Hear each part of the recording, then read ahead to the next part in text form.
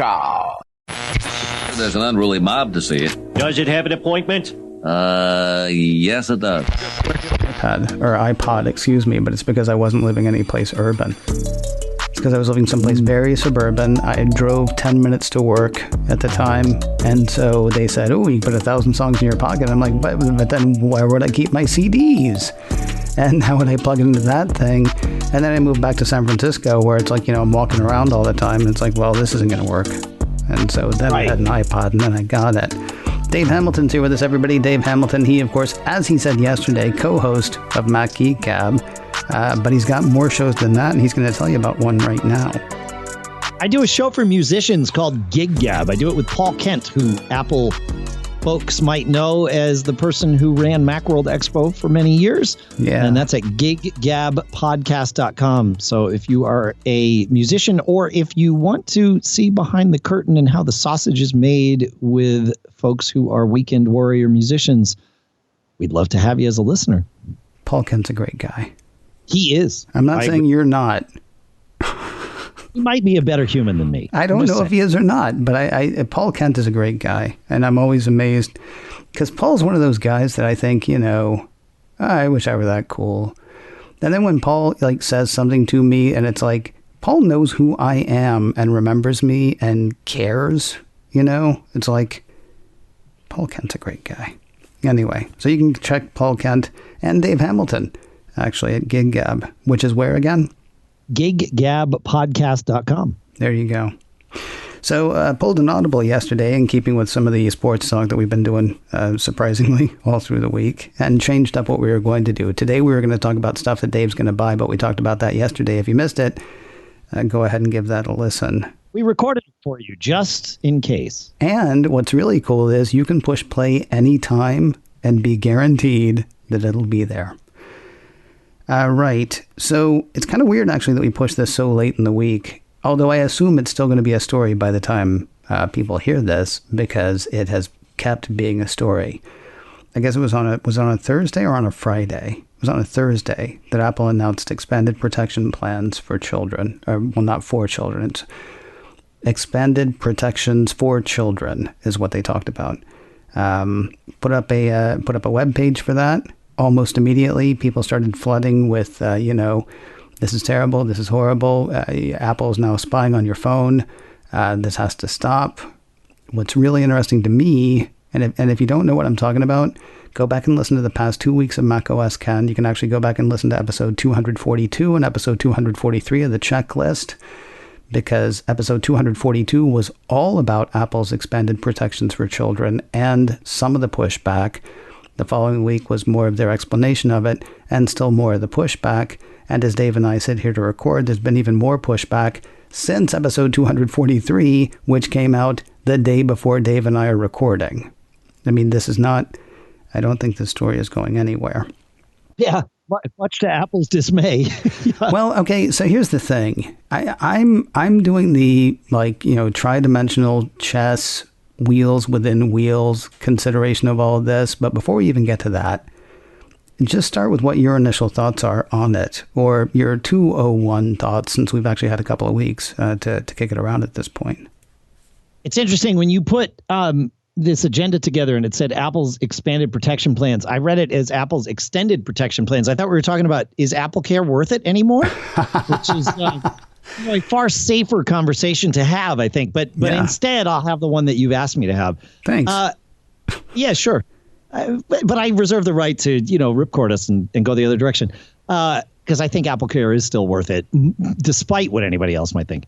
So, and that's the end of that. Okay. Yeah.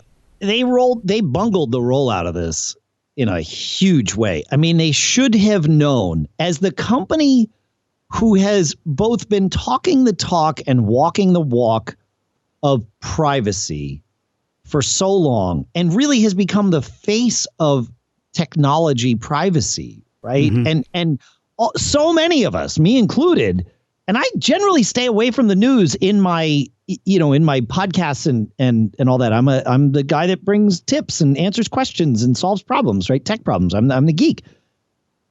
even I've talked about how great Apple is about privacy. I love that they're doing iCloud Private Relay and all that stuff. And I wish they would even do even more with podcasts, although they're breaking the whole, way that some podcasts can track you, which I think is also great. And then all of a sudden they roll this out. And they've been crafting this image of being the privacy company for, let's say, a decade. Right. It could be argued that it's been many decades, and it wouldn't be an incorrect argument.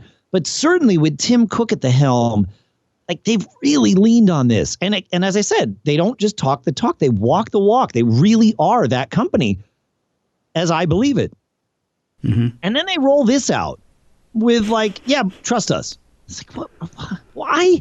Like, what they're doing is understandable. Yeah. Or at least the goal is understandable. Yeah. I get that. And there's two things happening here. Why they rolled them out at the same time to confuse everyone, I don't understand. But, maybe they were hoping that, we would just focus on one and the other would be swept under the rug. I don't know. This doesn't feel like Apple thought this through enough. But I hesitate in saying that because Apple is such a calculated company, especially when it comes to their image, that I feel like they did think this through, and this is how they decided to do it. But I don't know. The fact that they came out with an FAQ, several days later tells me, we misjudged this particular one. See, so here's my thing, and I've been trying to find whether I'm using the definition correctly, and again, not to do all the sports stuff. This is why I haven't used this on macOS Ken, because I'm not sure that this is right. In basketball, when you flood the lane, you're just sending everybody in so that nobody can move, right? Right. Okay, that's what Apple's doing. They're flooding the lane because none of the information that they're releasing actually answers what I think is the most important question. And I wonder if they release the two things, because if they release them individually, then it would look like, okay, fine. All right, I hate it, but I'm comfortable with this. And then 3 weeks later, they release the other one. Then it feels like a cascade as opposed to just like a thing that landed hard on our desks. Yep. That's fair. I think you're right about that they chose to do these at the same time for that reason. I think the messaging is where they bungled it. Does it matter, though? Because here's the thing. You're a geek. You even have a couple of shows that say geek in the title. I'm a geek. I have had an Apple show for 16 years, and I had a Star Trek podcast for 7. So that might tell you a little bit about my geekery as well. Our pedigrees are solid here. Yeah, but I don't think most people know or care. I don't think most people outside of people who are interested in technology, which is a subset, even though everybody has a smartphone, it is a fraction of those people who actually consider themselves interested in technology. There's people with smartphones, right? Right, fair. I don't think this is going to end up mattering. I've seen a couple of articles that say this is the death knell, this is the end. Why would you even bother buying an iPhone? Most people didn't buy an iPhone based on privacy. And so nobody's going to stop buying an iPhone because they weren't paying attention to that part in the first place. I kind of agree with you that it's been bungled, but there's no way this was going to look good. Can I do my tri-dimensional chess thing? Please. Yeah, no, I'm fascinated by this. So lawmakers want Apple to find a way into encryption, right? Give us a backdoor that doesn't weaken encryption. Totally. And Apple says we can't do that because math, right? Yeah. Everybody calling on Apple right now to not do this expanded protections for children thing. Just stop. You're pissing in the wind. It's not going to happen because math. Because this exists now. We know this exists now. If Apple doesn't do it, somebody else is going to. I feel like what Apple is saying is, this is a thing that we do, and this is a thing that we're going to do, and we're going to do it to protect children. Now, if you don't want us to go any further, cast your eyes towards DC. Cast your eyes towards the Five Eyes. Cast your eyes towards the ballot box, because we follow the law.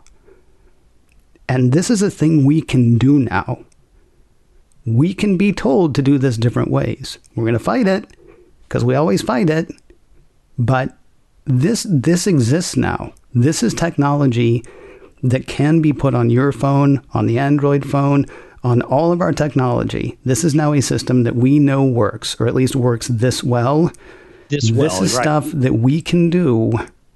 This is stuff that we can be made to do.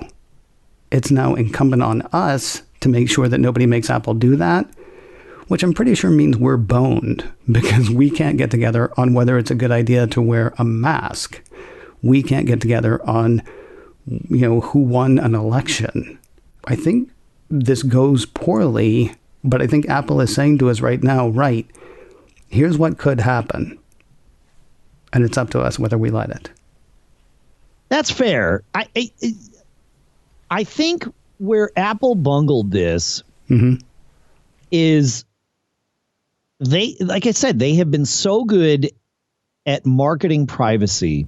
And why did it take so much dissection and an extra FAQ for us all to breathe and say, okay, yes, this detection of these images is happening on our devices, but only if we're using iCloud Photos. So, like, why wouldn't Apple have come out and said, for all iCloud Photos users, we are implementing, not enabling, because that makes it seem like you could disable. For all iCloud photo users, we are implementing this detection of these types of images. Right. Because if they had simply said it that way, nothing would change about the facts of how this works.